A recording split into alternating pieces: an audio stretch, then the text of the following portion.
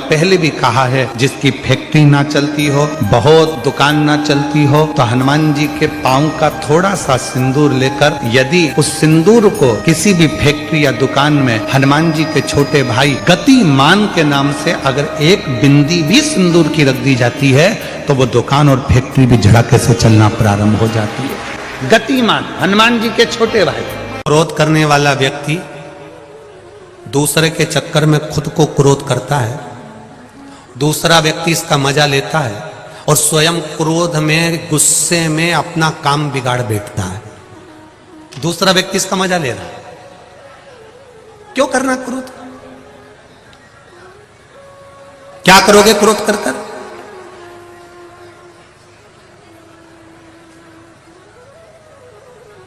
जिस समय क्रोध आए थोड़ी देर भगवान की भक्ति का रसतत्व ग्रहण करो। शिव मंदिर पहुंच गए, भगवान शंकर का गुणगान करा, स्मरण करा। कभी कभी हम हमेशा कहते रहे हैं, आज फिर कह रहे हैं, कभी मौका मिल जाए, घर में अगर ज्यादा क्रोध हो रहा हो, चिड़चिड़ प्रवृत्ति हो रही हो, क्लेश ज्यादा हो रहा हो, तो एक बेलपत्र लो। इस बेलपत्र को शंकर भगवान के शिवलिंग पर चढ़ा दो। 5 जगह पर जल चढ़ाना प्रारंभ कर दो। जैसे ये शिवलिंग है, ये जलाधारी है, जलाधारी के बीच में अशोक सुंदरी है, राइट में गणेश, लेफ्ट में कार्तिकेय हैं। जहां पर शिवलिंग रखा हुआ है वो पार्वती जी का स्थान है। ये शिवलिंग ऊपर से जो बूंद बूंद पानी जलाधारी से टपक रहा है वो शंकर भगवान की 5 लड़कियां हैं, जया, विषहरा, शामरीवारी, दौतली, देव। 5 जगह पर जल चढ़ाना प्रारंभ कर दो। अगर ज्यादा घर में क्लेश हो रहा है, गुस्सा आ रहा है, सब चिड़चिड़ कर रहे हैं, एक बेलपत्री चढ़ाओ, जल भर कर ले गए शिव जी के मंदिर। पहले अशोक सुंदरी पर चढ़ाइए, फिर गणेश जी पर चढ़ाइए, कार्तिकेय पर चढ़ाइए, इसके बाद में जलाधारी पर चढ़ाइए, फिर जल शिव जी पर चढ़ा दो अपने मन का भाव रखकर। 5 मिनट बैठ गए, शिव मंदिर में शंकर भगवान के शिवलिंग का स्पर्श करा। स्पर्श कर कर वही हाथ को लेकर अपने घर पर आ गए। दिल्ली में प्रवेश करते हुए कहीं हाथ लगा भी दिया, क्योंकि ये तो बल है मेरे शिव का, आप अंदर प्रवेश कर जाओ। ज्यादा से ज्यादा 8 से 9 मिनट लगता है। घर में कितना भी क्लेश चल रहा होता है, अपने आप 9 मिनट 10 मिनट के अंदर शांत हो जाता है। क्रोध की शांति भी मेरा शिव है।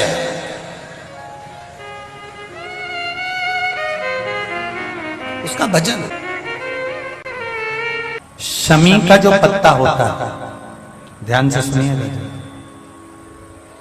रोज आप अगर शमी के पत्ते को नहीं चढ़ा सकते, महीने में 1 बार या 2 बार शमी का पत्ता शंकर के ऊपर अवश्य समर्पित करना चाहिए। क्यों? शरीर में अगर कोई बड़ी बीमारी आने वाली होती है तो बाबा उस विष को समाप्त कर देते हैं, मात्र शमी का पत्ता समर्पित कर देते हैं। भले महीने में 2 बार चढ़ाओ, हफ्ते में 1 बार चढ़ाओ, तुम्हारा मन पड़े तो हफ्ते में 2 बार चढ़ाओ। ज्यादा बीमारी है, शमी का पत्ता एक शिवजी के शिवलिंग पर, और एक पत्ता जहां से पानी बहकर नीचे गिरता है ना, जलाधारी में से शिवजी पे जल चढ़ाया। जैसे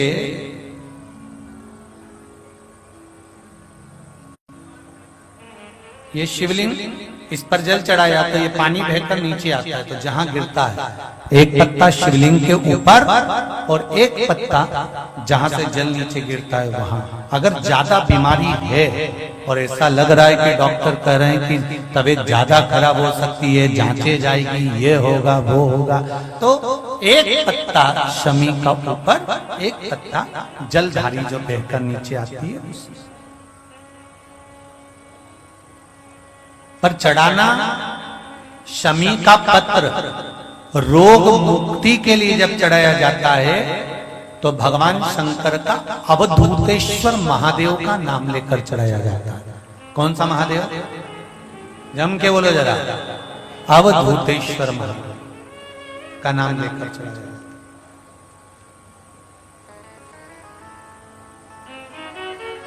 एक बात आपको कही थी अभी पिछले कथाओं में, गाय के दूध का घी बनाकर उसकी एक उंगली घी की अशोक सुंदरी वाली जगह पर लगाकर, जो व्यापार नहीं चलता हो, दुकान नहीं चलती हो, अशोक सुंदरी वाली जगह पर घृत लगाकर घर के दरवाजे पर या व्यापार के द्वार पर उस उंगली को लगा देना चाहिए। घृत पर होना गाय के घी का। गौरी देवी मंदिर में दर्शन करने के लिए गए, उन्होंने हनुमान जी का सिंदूर लिया, तुम्हारे मस्तक पर लगा दिया। अब मस्तक पर आपने अगर सिंदूर लगाया है और हनुमान जी महाराज का या देवी जी का या भगवान का सिंदूर आपके मस्तक पर लग गया है, तो वो सिंदूर कम से कम शास्त्र कहता है 2.5 घंटे तक आपके मस्तक पर रहना चाहिए। कितने घंटे तक रहना चाहिए? जम के बोलो जरा। 2.5 घंटे तक रहना चाहिए। कारण क्या है? भगवान के चरण का अगर कोई कुंकू या सिंदूर हमारे मस्तक पर लगाया गया है, वो 2.5 घंटे तक रहे। उसके बाद उस सिंदूर को किसी नैपकिन, कपड़ा या अन्य चीज से पोंछ देते हैं। पोंछने के बाद वो गलत जगह पर टंग जाता है, लोग उसका गलत हाथ का प्रयोग कर लेते हैं। वो जितनी जगह गलत जगह जाता है उतना दोष हमको लगते चले जाता है। इसलिए उस सिंदूर का क्रम है कि कोई पुष्प है, उस पुष्प से उस सिंदूर को लगा लिया जाता है, कोई पत्ती है उससे सिंदूर को लगा लिया जाता है, उस पुष्प को। फिर विसर्जन में, अगर विसर्जन में नहीं रख सकते तो अपने घर में जो गमला होता है जिसमें पौधा लगा होता है, उस पौधे में उसको डाल दिया जाता है, जिससे वो सिंदूर उसमें मिल जाए और हमारे घर में सदा रहे। पर हमने कोई टाविल, होटल में ठहरे तो होटल के टाविल से पोंछ दिया, कहीं ठहरे थे तो दीवार से पोंछ दिया, कहीं लगा दिया, उसका दोष है। यही गलती है हमारी। हम मंदिर में जाकर क्या करते हैं? हम मंदिर में जाकर करते क्या? एक लोटा जल हम चढ़ा रहे हैं, और पहले भी कथा में कहा तुम्हारा पूरा एक लोटा जल शंकर जी को चढ़ना चाहिए, क्योंकि दुनिया के कई लोग कहते हैं कि हम जल चढ़ा रहे हैं, इतने दिन हो गए जल चढ़ाते, इतने दिन हो गए जल चढ़ाते, इतने दिन हो गए जल चढ़ाते, शंकर जी हमारी नहीं सुन रहा है, शिव जी हमारी नहीं सुन रहा है, पड़ोसी की सुन ली, तुम्हारी क्यों नहीं सुनी? उसका कारण यह है कि तुम्हारा एक लोटा जल शंकर जी को नहीं चढ़ रहा है, तुम्हारी दृष्टि में अभी भी भेद है। इसलिए आप लोगों से कहा था कि ये शिवलिंग, ये जलाधारी, ये जल बहने का स्थान, जिस पे शिवलिंग रखा है वो पार्वती जी का हस्त कमल है। जहां से पानी बहता है वहां राइट में गणेश जी, लेफ्ट में कार्तिकेय जी, बीच में अशोक सुंदरी। शिवलिंग के ऊपर जो बूंद बूंद पानी टपक रहा है वह शंकर जी की 5 लड़कियां, जया, विषहरा, शामली बारी, दौतली। शिव जी का पूरा परिवार जब एक ही जगह पर है तो तुम्हें जल कहां चढ़ाना चाहिए? शंकर के शिवलिंग पर। अब तुम जल चढ़ाने जाते हो तो वहां पर भी जाकर विचार करते हो कि जल लेकर पोची लोटा भर के शंकर जी को चढ़ा दिया, फिर पास में गणेश जी बैठे थे उनको चढ़ा दिया, पार्वती जी बैठी थी उनको चढ़ा दिया, नंदी बैठा था उनको चढ़ा दिया, फिर कार्तिकेय बैठे थे उनको चढ़ा दिया। अब सियोर वाला बाबा बोला कि एक लोटा जल सारी समस्या का हल। ईमानदारी से बोलो, शंकर को पूरा एक लोटा चढ़ाइए कब?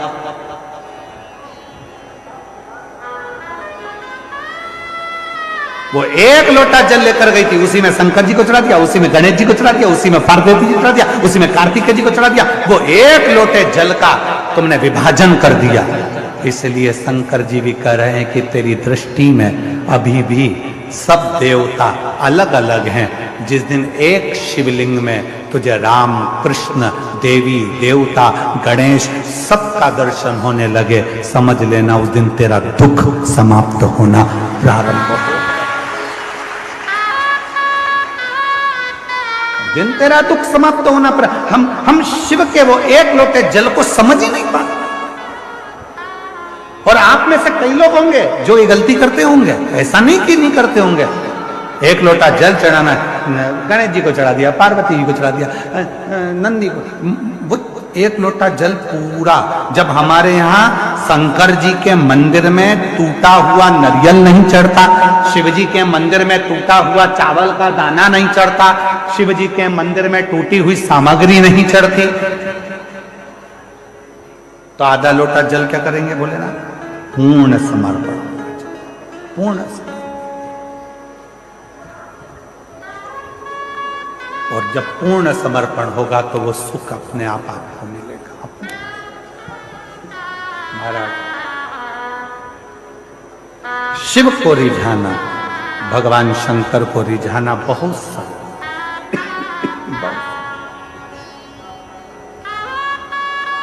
शिव को रिझाने में देरी नहीं होती। शंकर को जैसे ही जल चढ़ाया वैसे ही भोलेनाथ प्रसन्न होना प्रारंभ कर देते।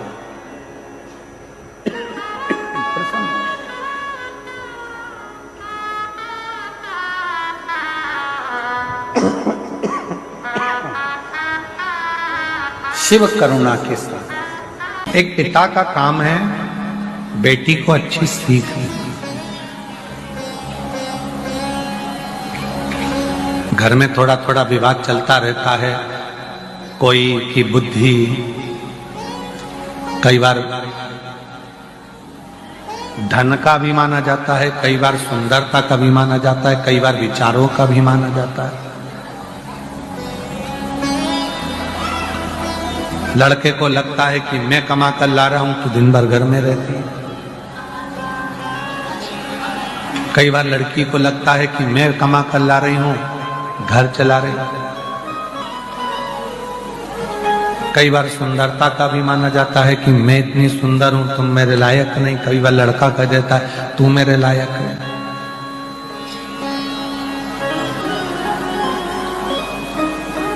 इन सभी अभिमानों से दूर हटकर यदि परिवार को सही से चलाना है तो शंकर पार्वती जी के जीवन को देखिए।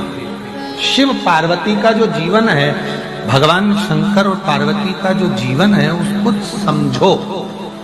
कहाँ हिमालय राज की पुत्री मां पार्वती जी और कहाँ देव अधिदेव। विचार करो, धन परिपूर्ण है, संपदा परिपूर्ण है, सुंदरता परिपूर्ण है, उसके बाद भी बाबा भोलेनाथ जी के साथ में परिवार को लेकर कैसे चलते हैं, ये शिव कथा बताते हैं। ये भगवान शंकर का चरित्र बताता है। थोड़ा सा विवाद हुआ, अदालत में पहुंच गए तलाक की बात करने के लिए। इसको श्रेष्ठता नहीं कहते। जितनी मेरी बेटियां बैठी हैं और जितने मेरे बेटे बैठे हैं, आपसे एक निवेदन है, थोड़ा परिवार में अगर दुख है, तकलीफ है, कष्ट है तो उसको समझो, साझा करो, आपस में अच्छे विचार उत्पन्न करो। पर दौड़ दौड़ के बार बार अदालत का रास्ता ना जाए। थोड़ा साझा करिए। हो सकता है थोड़ा समय लग जाएगा, थोड़ा हो जाएगा, धीरे धीरे धीरे धीरे सब।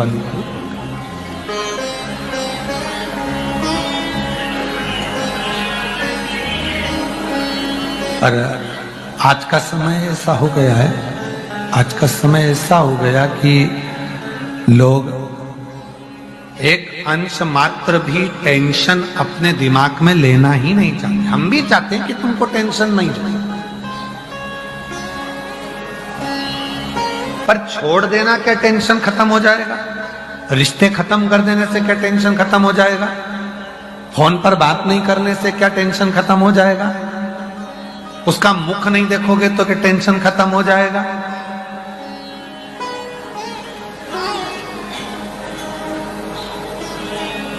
शिव महापुराण की कथा कितनी सुंदर बात कहती है। कितना भी झगड़ा हो जाए, कितनी भी लड़ाई हो जाए, कितना भी विवाद हो जाए, पर बात करना बंद बिल्कुल मत करो। खूब लड़ लो, झगड़ लो, तुम्हारी मर्जी पड़े तो आपस में कूटा कूटी भी कर लो, मना नहीं है, पर बात करना बंद नहीं करना। भाई से झगड़ा हो गया, प्रॉपर्टी खा गया, बहन से झगड़ा हो गया, कुछ लेकर चली गई, जमीन जायदाद हो गया, माता पिता से झगड़ा हो गया, भाई बंधु से हो गया, मित्रों से हो गया, परिवार में हो गया, पति पत्नी से हो गया, लड़ लो, झगड़ लो, खूब कूटा कूटी भी कर लो, मना नहीं। पर क्या बंद नहीं करना है? बात करना बंद नहीं करना। क्यों? कितनी भी कूटाकूटी हो जाए, कितना भी झगड़ा हो जाए, कितना भी विवाद हो जाए, अगर थोड़ी सी बात चलती रहती है तो एक ना एक दिन वो बात प्रेम उत्पन्न कर ही देती है। बस वो बात चलते रहे। तो वो एक लाइन याद रखो ना तुम तो, हो तुझसे मिलने के लिए तेरी कसम, तुझसे मिलने के लिए तेरी कसम, एक मुलाकात जरूर। बातचीत बंद नहीं होनी चाहिए, बातचीत करो, बोलते रहो, बात करते रहो, एक दूसरे से बातों का साझा करते रहो, एक दूसरे से बातचीत करते रहो। तो जो विवाद हुआ है, झगड़ा हुआ है, लड़ाई हुई है या कोई भी बात हुई है तो वो धीरे धीरे धीरे धीरे सुलझ जाएगा, सुलझेगा, सुलझेगा जरूर, थोड़ा सा समय लग सकता है। पंचमुखी हनुमान का एक भाव, जैसे बहुत ज्यादा तकलीफ अगर व्यक्ति को हो गई है, बहुत कष्टमय जीवन चल रहा है, हार गए हर जगह से और तकलीफमय जीवन चल रहा है, तो पंचमुखी हनुमान का एक शिव महापुराण का और स्कंद पुराण का एक बड़ा सुंदर मंत्र है। उस मंत्र को आप सब एक बार हमारे साथ में बोलें। ओम नमो हनुमते रुद्र अवताराय सर्व शत्रु संहारणाय सर्व रोग हराय सर्व वशीकरणाय रामदूताय स्वाहा। बस इस मंत्र को हाथ में काली तिल लेकर, एक जौ लेकर और गूगल लेकर, थोड़ा सा उसमें गाय का घी डालकर, कंडे को या अग्नि को जलाकर इस मंत्र का 11 बार 21 बार जाप कर कर अपनी कामना कर कर छोड़ दीजिए। कैसा भी रोग हो, बीमारी हो, कष्ट हो, दुख हो, तकलीफ हो, 21 दिन के अंदर वो आनंद आना प्रारंभ कर देता है। इस मंत्र, स्कंद पुराण का, शिव महापुराण का ये मंत्र मूल पंचमुखी हनुमान सुख देंगे। और एक और चीज याद रखिए हमारा, यदि कोई काम के लिए जा रहे हो, कोई व्यापार के लिए जा रहे हो या नौकरी करने के लिए जा रहे हो और लगी नहीं रही, बहुत तकलीफ पा रहे हो, सर्विस ही नहीं लग रही, बहुत कष्टमय हो गया, तो निवेदन करूंगा 5 पीपल के पत्ते पर बेसन के 5 लड्डू घर में बने हुए, गाय के घी के 5 लड्डू रख लो, उस लड्डू के बीचों बीच एक आटे का दिया और उसमें तिल्ली का तेल डालकर इसी मंत्र का प्रयोग कर कर पंचमुखी हनुमान का किसी भी हनुमान के मंदिर में जाकर, दक्षिण मुखी हनुमान के मंदिर में जाकर उसको रख कर आ जाइए। इसके बाद आप उस काम के लिए जाइए, आपका काम सफल हो जाएगा। आपको किसी को नहीं कहना पड़ेगा कि हाथ जोड़ना नहीं पड़ेगा, किसी के पांव नहीं पड़ना पड़ेंगे, तुरंत काम होगा। बस इस मंत्र का स्मरण कर कर पंचमुखी हनुमान का भूतेश्वर जो मंत्र है 7 दुर्वा, और उस 7 दुर्वा को जो ये